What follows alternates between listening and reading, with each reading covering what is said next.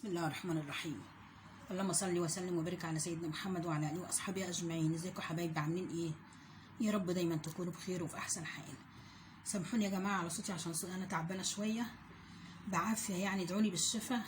ربنا يشفي كل مريض يا رب ويشفينا جميعا يا رب. حابه قبل ما ابتدي الفيديو اشكركم جدا، اشكر كل ولادي واخواتي اللي واقفين جنبي ومدعميني ومكبريني القنوات ورافعين من روحي المعنويه من جوه مصر وبره مصر وكل الدول، وبشكركم جدا وكبرتوا قناتي واقفين جنبي وفي ظهري، وانتوا فعلا ظهري وسندي بعد ربنا.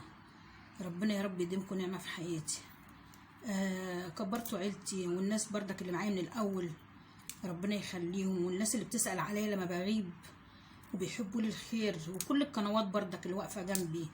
انا والله بحبكم وبتمنى لكم ان شاء الله النجاح يا رب، وتبقوا اكبر قنوات في الدنيا.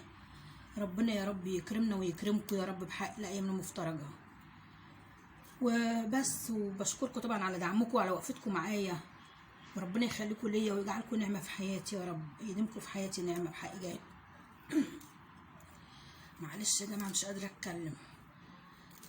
انا النهارده ان شاء الله عامله قرنبيط. احنا كلنا القرنبيط يعني مفيهوش حاجه، كلنا بنتعلم من بعض، وانتوا شاطرين وبتعملوا كل حاجه حلوه واحسن مني كمان، بس في بنات صغيرين اصلا كمان ما بيعرفوش يعملوه، ولادي وحبايبي.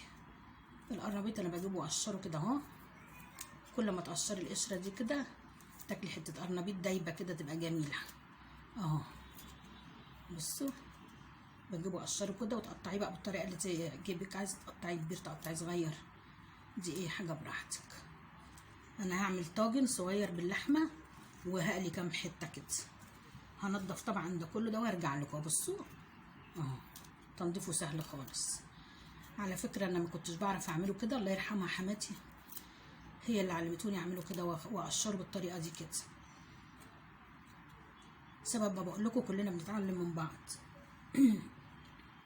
قطعت القرنبيط اهو وشطفته، وده توم مدقوق عليه كزبره وشطه وكمون وملح. هنا حطيت معلقه ملح وده كمون. هحط التوم هنا كده في الميه،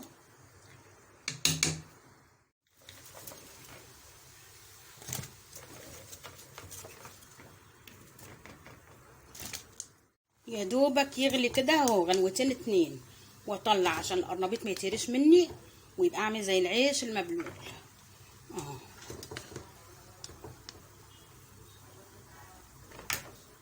هظبط بقى الطاجن معايا. القرنبيط اهو قطعته صغير اهو، اللي هحطه في الطاجن كده.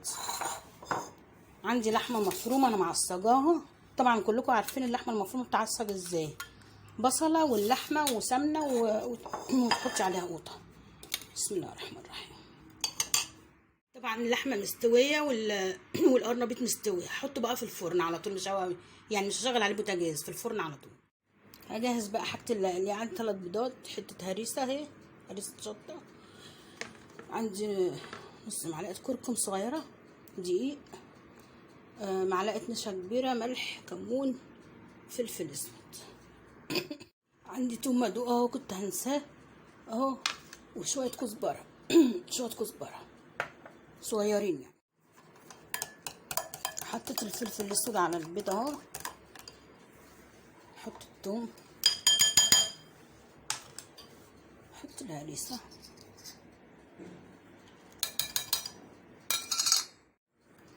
هحط بقى شويه ميه صغيرين.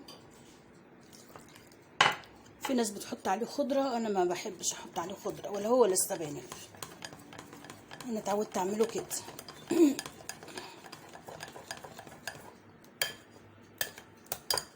اهي الخلطه لا تخينه قوي ولا خفيفه او مظبوطه يعني اهي. انا حطيت 3 بيضات لان القرنبيط عندي يعني مش كميه كبيره. الزيت سخن قوي اهو. بسم الله الرحمن الرحيم. الزيت انا كنت محمره فيه بطاطس. بسم الله الرحمن الرحيم.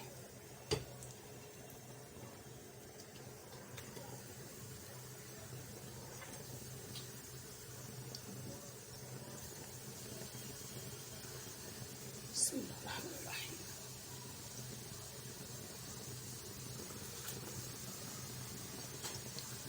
بسم الله.